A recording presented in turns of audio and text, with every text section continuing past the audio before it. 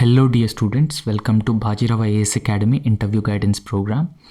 So as part of interview guidance, we will be discussing a very important topic today, that is a recently introduced interim budget. Okay, so budget is introduced by the government every year. Now in this specific lecture, we will be discussing about what is interim budget. Now, apart from interim budget, we will also understand what is vote on account, and there are different deficits like fiscal deficit, primary deficit, and revenue deficit. So we will understand those deficits as well. So apart from that, we will also talk about certain goals of the government which are announced in the recent budget, and allocations to different ministries. We will also talk about that. And apart from that, the government has introduced several important schemes for various sectors and also targeting different groups. For example, schemes for youth, schemes for alleviation of poverty, and for women empowerment. So we will talk about all those schemes. Now, before discussing all these terms related to the interim budget or all those aspects related to the interim budget, you have to understand that this budget we can discuss in two parts. In today's lecture, we will be discussing the part 1 of the interim budget. Since this topic has a lot of policy goals, and it also has the growth rate of Indian economy and how India has performed so far with respect to attracting foreign direct investment and reducing the levels of poverty, and also allocations for different ministries in this particular interim budget. Okay, so we will discuss all those things in a very detailed manner so that you can answer any question which is asked on this specific budget. Now, budget is also called as the annual financial statement. Now, if you are into this preparation, you may have come across this term annual financial statement. Now, this annual financial statement is directly mentioned in the Indian Constitution.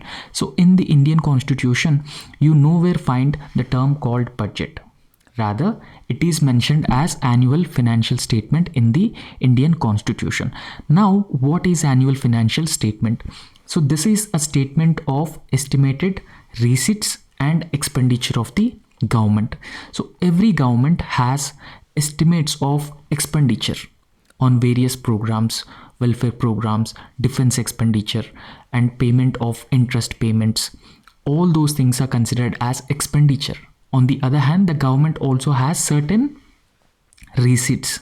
So budget essentially deals with the estimated receipts and expenditure of the government of India in a one particular financial year.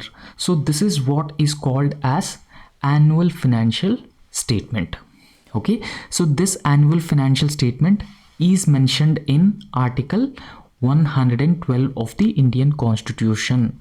So please remember, Article 101(2) talks about annual financial statement, that is Union Budget.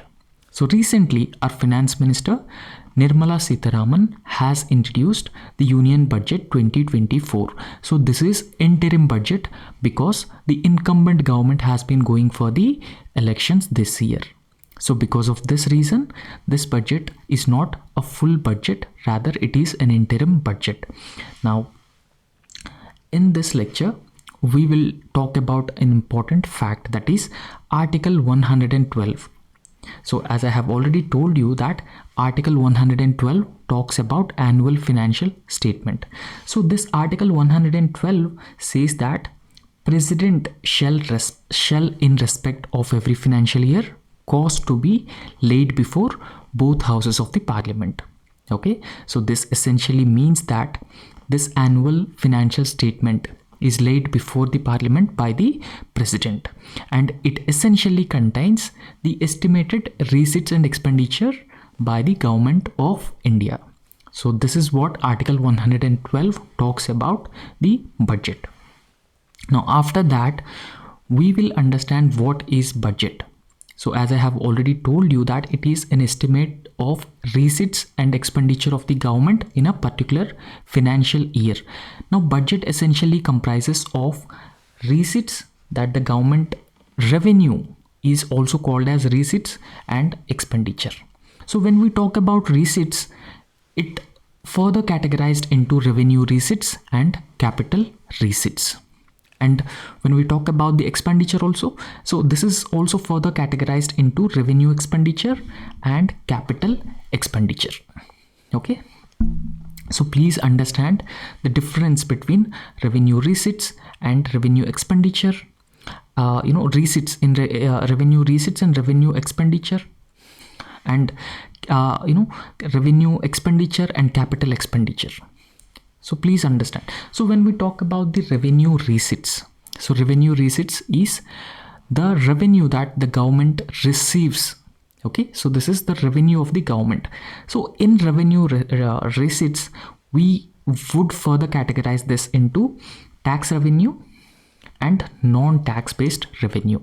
Now, what is tax revenue? Generally, for the services which are provided by the government, people pay a certain amount. So that is called as non-tax revenue.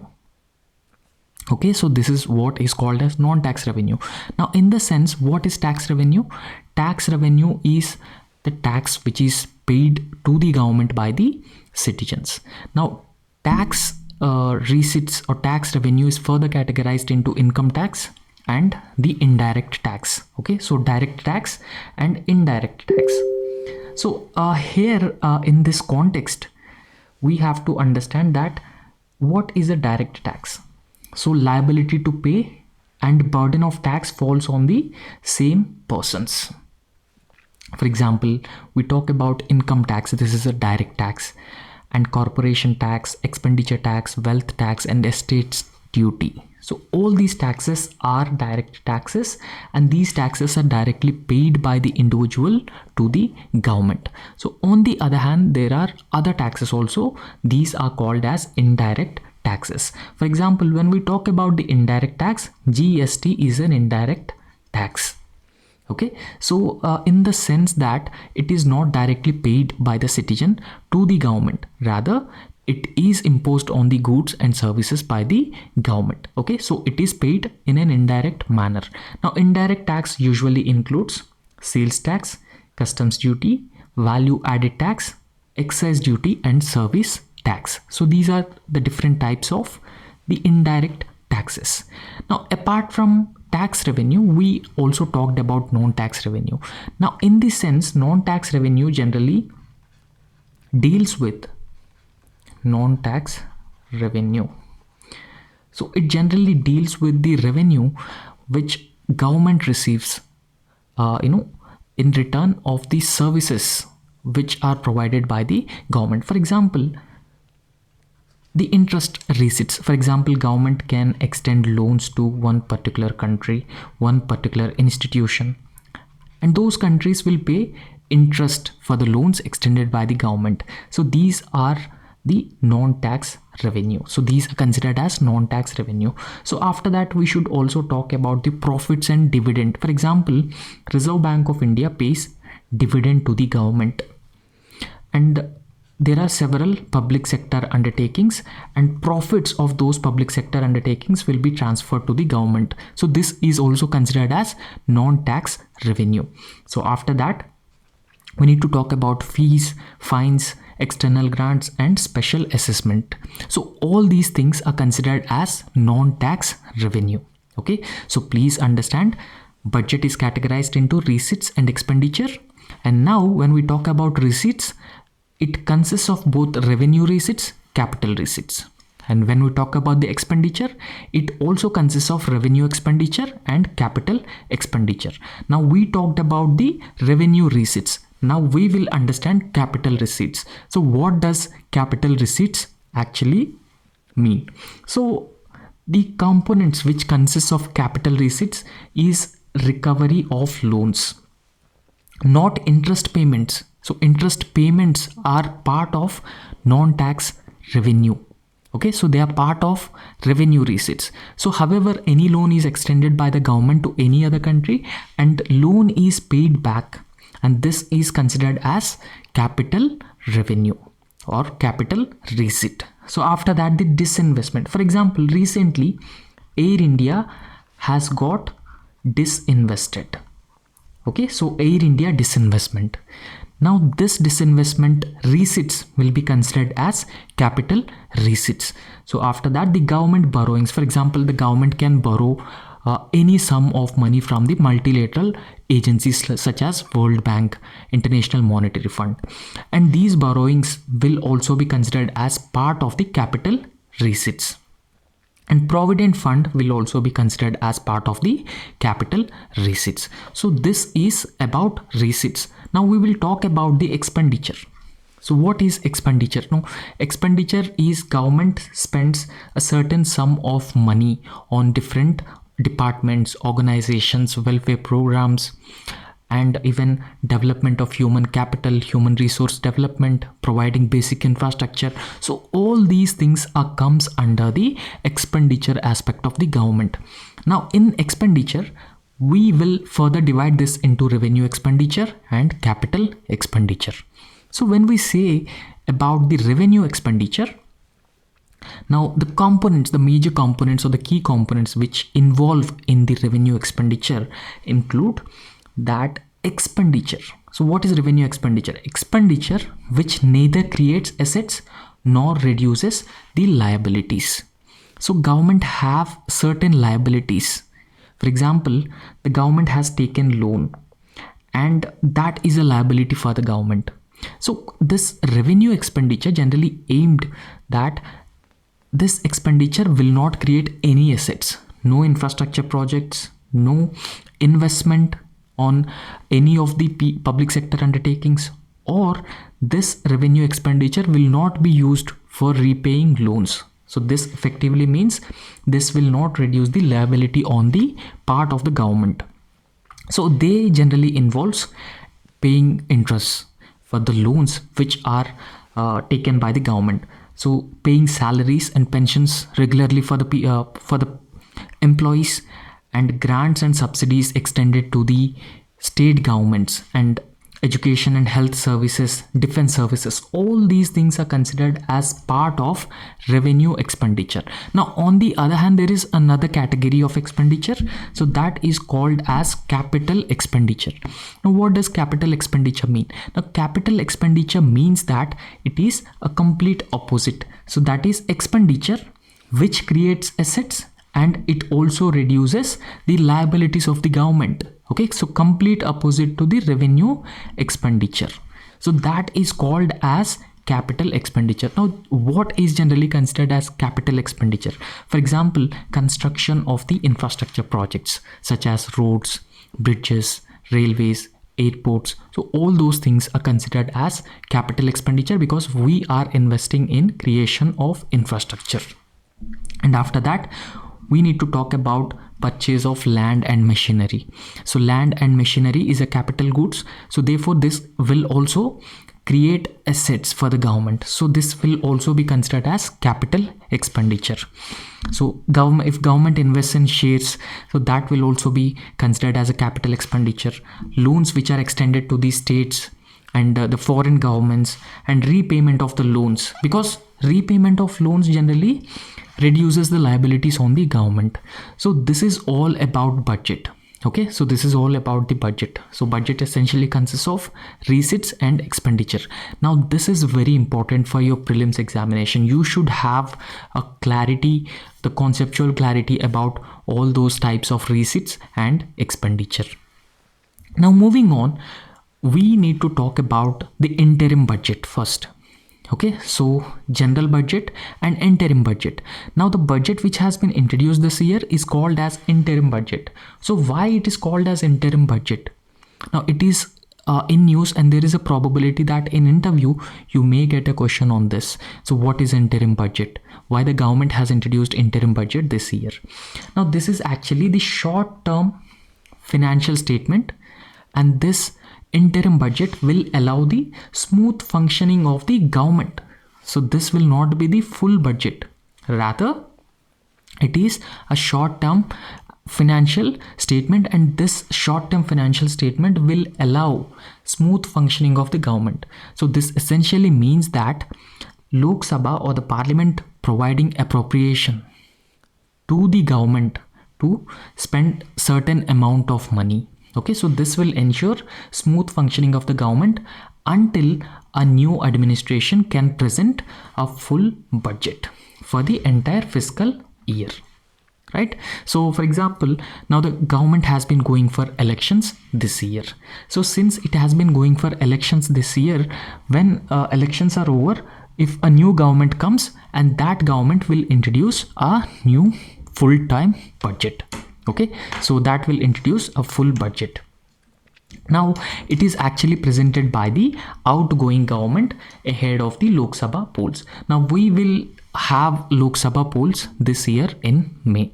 So therefore it is generally introduced by the outgoing budget, and this budget is called as interim budget. So after that, we need to talk about the constitutional provisions which deals with the interim budget. So there are no constitutional provisions which specifically talks about interim budget. Okay, so they don't talk about the interim budget. So the interim budget generally includes estimates for government expenditure, revenue, fiscal deficit, financial performance for the new months, but it cannot include major policy announcements. So the interim budget will consist or will include everything related to the government receipts, government expenditure, revenue, deficit, fiscal deficit, primary deficit, but it will not or cannot include major government announcements, so major policy announcements. Now, after introducing the interim budget, there is a procedure called vote on account. Now, what is this vote on account? So this vote on account allows the lower house to make any grant in advance for the estimated expenditure for a part of any financial year by voting and passing such a legislation, and this has been mentioned in Article 116 of the Indian Constitution. Okay, so what is a lower house here? Lok Sabha is a lower house. Now this allows the lower house to make a certain grant. Okay, so Lok Sabha makes a certain grant in advance for the smooth functioning of the government. Okay, and the expenditure requirements can be met through the grant which is provided by the Lok Sabha through the vote on account under Article 116 of the Constitution. Okay, now this vote on account is valid for only 2 months, and it can be extended up to a maximum of 4 months. So please remember all these things. Even for prelims examination also, this is very important. So this is valid only for 2 months, and this can be further extended up to 4 months more. Now in this context, we will differentiate between the annual full-time budget and the interim budget. Okay, so when we talk about the timing of the annual budget, so it is generally presented on February 1st of each year. For example, if government has not going to the polls this year, then the annual budget normally introduced on 1st of each year. So therefore it outlines the financial roadmap for the entire fiscal year. Now generally fiscal year starts from 1st April to 31st March. Okay, so therefore it consists of a fiscal roadmap for the entire financial year. When we talk about the timing of the interim budget, when in the year where the government has been going for the polls, and it is presented in the election year itself. So it is presented around February. Okay, so similar to this year interim budget, it is presented typically around February. So therefore the government will be able to maintain or ensure essential government operations and until newly elected government present its full budget. Okay, so this interim budget is not a full budget, rather it is a short-term budget. When the elections are over and new government comes to power, and that government will come up with a full budget. So because of this reason, this budget will not consist of any major policy announcements. So after that, we need to talk about the scope of the annual budget and interim budget. So generally the full budget is annual budget. Now this full budget will cover all aspects of government policies, government finances, receipts, expenditure, so everything, right? So this is called as full budget of the government. Okay, so when we talk about the interim budget, this does not consist of major policy announcements by the government. Rather, it mostly focuses on, or it primarily focuses on, essential spending, ongoing schemes, so and critical services until the new government came to power. Okay, so it focuses on what are the programs, what are the schemes which are already launched, and the critical public services which are launched by the government. So after that, when we talk about the policy announcements, so there is a difference between annual budget and the full term budget. So in the annual budget, major policy announcements are made in the annual budget. Okay, so for example, if the government wanted to introduce a new scheme, so it can be made in the annual budget. However, when we talk about the interim budget, so transitory nature means that if the current government would not came to the power, next time the new government will come up with a new budget. So therefore this is called as a transitory phase or transitory nature. So therefore the interim budget generally avoids major policy pronouncements or significant changes to the existing tax structure. Okay, so there will be no changes on existing tax structure as well when we talk about the interim budget. Okay, so there is also some difference in the way Parliament scrutinizes the annual budget and interim budget. So in this annual budget, the scrutiny by the Parliament is rigorous, and there will be a rigorous debate and analysis over this particular budget.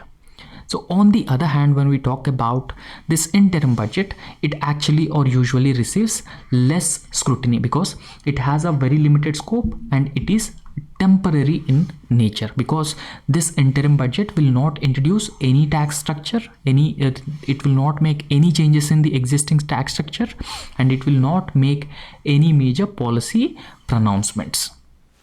So because of this, it's a limited scope, it generally receives lesser scrutiny. So after that, we have to talk about the validity of annual budget and the interim budget. So earlier I have told you that the annual budget will enjoy a validity of 1 year.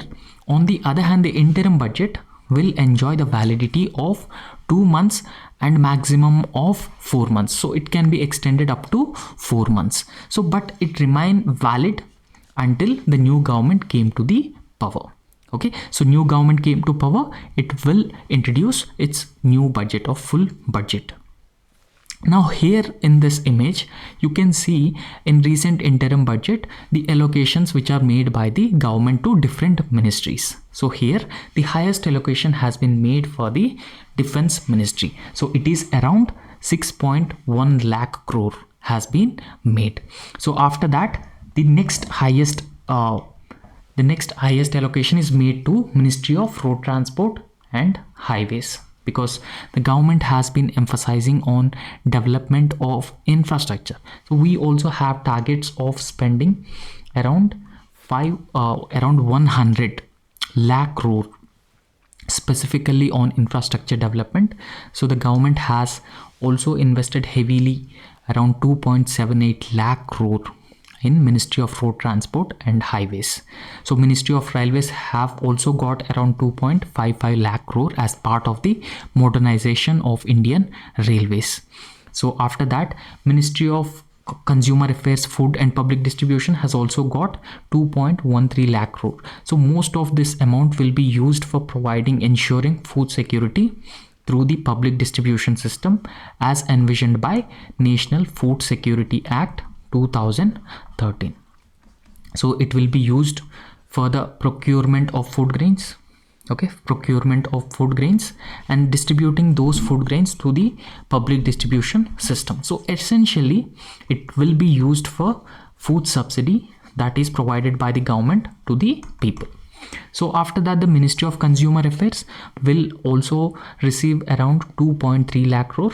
Ministry of Rural Development, other important department or ministry which got 1.77 lakh crore, and least was Ministry of Agriculture or Farmers Welfare, which receives just 1.27 lakh crore. So this is the lowest amount of allocations received in this recent interim budget. Now the government has introduced the interim budget. So as part of interim budget, we need to understand different terms. For example, fiscal deficit, revenue deficit, primary deficit. So these terms are also very important, and you may get questions in prelims examination, mains examination, and even in interview. So you may get questions with respect to the fiscal deficit and primary deficit, revenue deficit. So generally, what does fiscal deficit means? So we talked about the budget. So it generally consists of estimates of expenditure plus revenue. Okay, expenditure plus revenue of the government. So this is called as budget. Now in this context, what is fiscal deficit? Fiscal deficit usually involves total revenue received by the government minus expenditure excluding the interest payments, excluding the total receipts, excluding borrowing. Okay, so it will not consist of borrowing. For example, imagine the government has been receiving 1 lakh rupees. So it is the revenue of the government, 1 lakh rupees, and the government's total expenditure is 1.20 lakh crore. 1.20 lakh crore. So this is the government's total expenditure, and this is government's total revenue. Now in this context, imagine in this revenue, government has borrowed around 20,000 rupees. Government has borrowed 20,000 rupees. Now in this sense, the total expenditure of the government is 1,20,000 crore. Okay, so 1,20,000 crore. So since we exclude the borrowings, so this is just 80,000. Government's overall revenue is 80,000. So in this case, total fiscal deficit is around 40,000 rupees. So this is how we need to calculate the fiscal deficit. So after that, we need to talk about the primary deficit as well. Now primary deficit usually involves fiscal deficit minus the interest payments paid by the government. For example, earlier case we talked about the fiscal deficit is around 80,000 crore. So out of 80,000 crore in the current year, so this is the fiscal deficit of the current year. So we need to reduce the interest payments paid for the previous borrowings, because whenever we borrow something, we have to pay certain interest as well. So when we reduce the interest rate from the fiscal deficit, we come to the primary deficit. For example, we paid 10,000 rupees as interest payments, and we reduce it from the fiscal deficit and it becomes 70,000, and it is a primary deficit. So after that, the revenue deficit also. So revenue deficit specifically talks about the revenue receipts and revenue expenditure. So the difference between revenue expenditure and revenue receipts. Okay, so this is excess total revenue expenditure of the government over its total revenue receipts. For example, the government has been receiving a revenue of 1 lakh. Okay, so it has been receiving a revenue of 1 lakh. However, the government's total expenditure is 1,20,000. So here the revenue deficit itself is just 20,000. Okay, so this is how you have to understand the fiscal deficit, primary deficit, and the revenue deficit. Okay, so in fiscal deficit, borrowings will not be calculated. In primary deficit, interest payments are excluded from the fiscal deficit, and in revenue deficit, we only talk about the revenue expenditure minus revenue receipts. Now in this budget, the government has announced certain goals because we are in Amrit Kal. So this budget has also talked about Amrit Kal. Now what is the goal of the government? So which the government had talked about in this budget. So it wanted to make India Vikasit Bharat by the year 2047. So what is Vikasit Bharat? It is making India a prosperous. Okay, so a prosperous Bharat with nature or harmony with the nature, with modern infrastructure, and providing opportunities for all citizens, all regions to reach their potential. Okay, so this essentially means that envisioning an India which is developed, which has provided good living standards for every citizen by the year 2047. Now, in this, why 2047 has been emphasized? It is because we are celebrating the 100th anniversary of our independence. So because of this reason, this interim budget had talked about Vikasit Bharat by 2047. Now, the government has been focusing more on the trinity of D. Okay, so 3D, trinity of D, that is demography, democracy, and diversity. Now, we all know that India is a diverse country. So therefore, the 3D essentially means demography, democracy, and diversity. Okay, so it is essentially backed by Sabka Prayas. What does Sabka Prayas means? That everyone's effort is calculated, or everyone's effort in the journey of the nation towards the development is very important. So this will have a lot of potential to fulfill the aspirations of every Indian. Now, the government has guided by the principle, or it is guided by the principle. The aspirations are actually guided by the principle called reform, perform, and transform. And the government will take up the next generation reforms gradually. Now, since the Amrit Kal, so the Amrit Kal is, we have already celebrated 75 years of our independence, and the time period from 75 years to 100 years is generally called as Amrit Kal. Now this Amrit Kal has renamed, or the name of the Amrit Kal has changed as Kartavya Kal. Now what is the Kartavya Kal? So it is a greater responsibility with the people, with the government, to make India a prosperous nation by the year 2047 in this Kartavya Kal. And the government will essentially focus on Garib, poor, Mahila, woman, Yuva, youth, and Annadata, who is farmer. Okay, so these will be the focus groups for the government in this particular period of Kartavya Kal. So as part of this budget, the government has also introduced different schemes, different programs for various sections.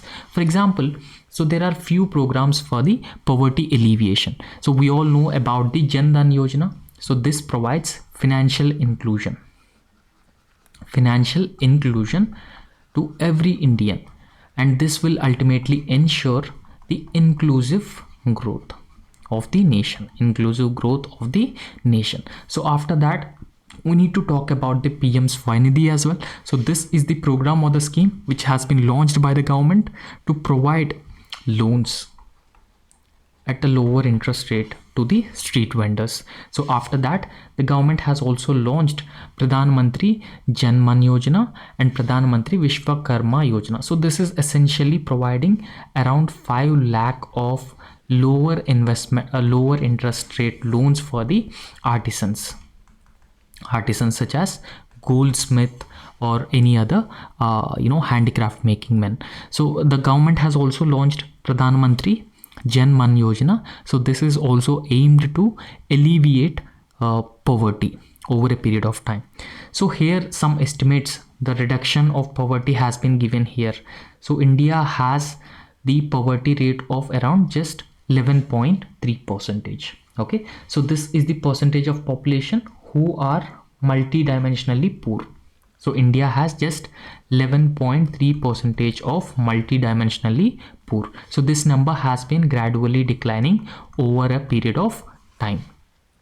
And there are different schemes for the farmers as well. So the first and most important scheme is PM Kisan Samman Yojana. So we all know that the government has been providing 6,000 rupees of financial assistance to every farmer who is landed up to 5 acres. And the government has also launched Pradhan Mantri Fasal Bima Yojana, this is a crop insurance program, and electronic national agriculture market. So this will ensure that the farmers receive fair and remunerative prices. So PM Kisan Sampada Yojana has also been launched. So this is also aimed to further develop the food processing industry, and PM formalization of micro food processing enterprises Yojana had also been launched. Here some estimates have been given with respect to the procurement of rice and wheat by the government as part of its public distribution system by the Food Corporation of India. Okay, so these are the estimates of rice procurement by the government, so they are not much important. So apart from that, the government has also launched various schemes for its youth and schemes for women as well. Now when we talk about the schemes which are introduced for women, so the first most important scheme, so schemes for youth, so the new national education policy has launched in the year 2020. Okay, so overall increasing the enrollment ratio and even enhancing the enrollment ratio in higher education, and it also has several other provisions. So therefore it will ensure holistic development of students, this new education policy. So the government has also launched PM Schools for Rising India.